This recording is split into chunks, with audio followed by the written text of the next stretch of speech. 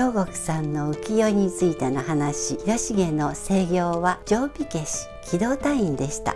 絵師はファンの要求に応える面がありました。今の YouTuber のようにキュートすぎる鍋つかみ。皆さんこんにちは、ミステリーマップルです。今日は成功とは人に感謝されることについてお話しします。辻村瑞希さんがデビュー前から憧れていた作家さんってご存知ですか？以前、芦田愛菜さんの神が辻村さんとお話ししましたが、ちょうど同じ年頃の17歳の辻村さん、ある作家のサイン会に出かけました。ご実家の山梨からサイン会場の埼玉まで、前日は友人と着ていく洋服をお店をはしごして求め、花束まで買って会場では1時間並び、勇気を出して握手してもらったそうです。当の作家、それは京極夏彦さん。サイン会から14年、お二人は辻村さんの直木賞受賞会場で再び握手を交わしたといいます。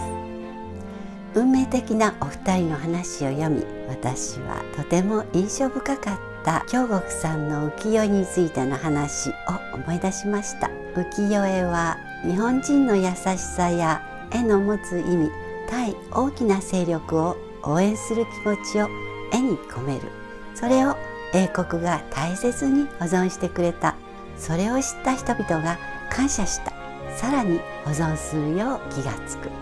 絵の持つ意味のその絵とは気がつかなくても日本人の精神、神道の儀式の基本となっている。京極さんが講演で語られた言葉です。私は小学生の時の社会科の授業を思い出しました。江戸の昔、海外に陶器を輸出する際に壊れないよう浮世絵の古紙などで包んで送った。それを開いた外国人が絵の素晴らしさに驚いた。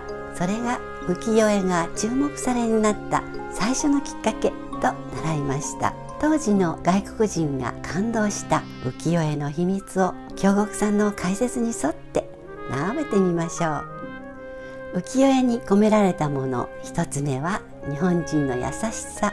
代表を一つだけ選んでみると、歌川広重の名所江戸百景。最近このチャンネルの背景にも編集担当のレイモンドが選んでくれています。100枚以上の錦絵揃い物ですが、いずれも情緒に訴える画風ですよね。一見風景画のようですが、安政2年1855年に江戸を襲った大地震復興への思いからと近年言われています。確かに広重の正業は定火消し、江戸城防火が仕事ですが、町火消しではなく所属は鉄砲組、不穏分子を取り締まる今でいう機動隊員でした。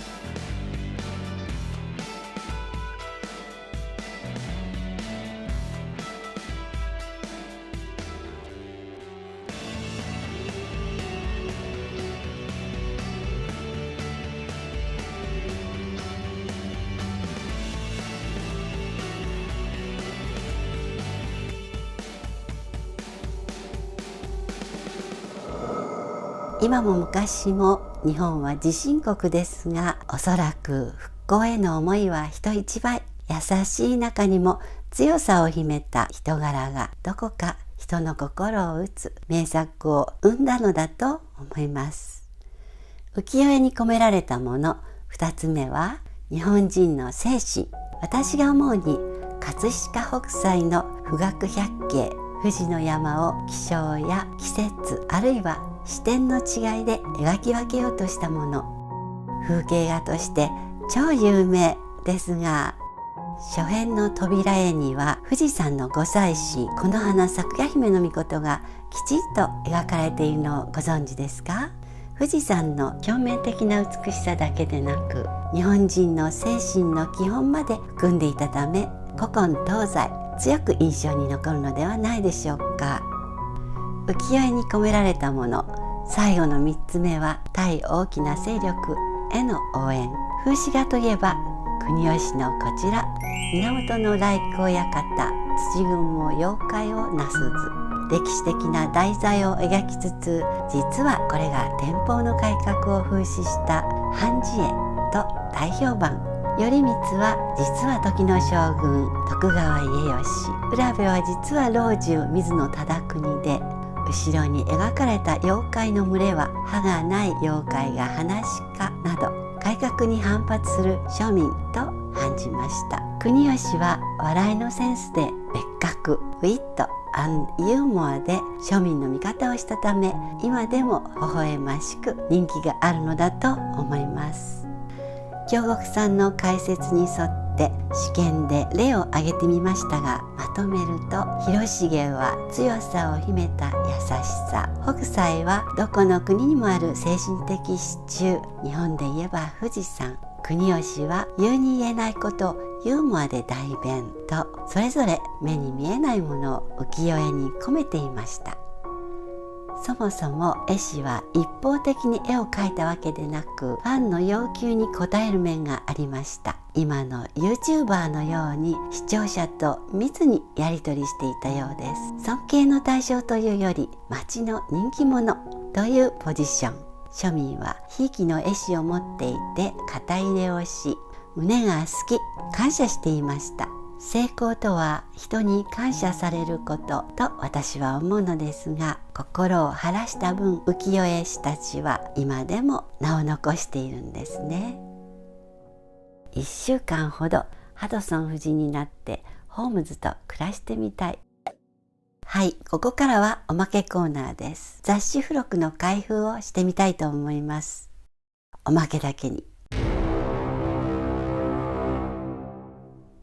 今日はゼクシー2021年11月号より、くまのプーさん鍋つかみ2個セットです。耳がちょこんと立体的、とってもキュートなプーさんデザイン。プーさんをパクパクできる2つ折りタイプですが、熱々の鍋で試したところ、しっかり熱を遮断してくれました。結婚情報誌ゼクシーの付録だけに、ハッピーな新生活のお助けアイテム Time spent together is time well spent となっていますが、とにかくキュートすぎる鍋つかみ。熱々の2人も冷めた2人も気分が上がって仲良く使えそうなプーさんの鍋つかみでした。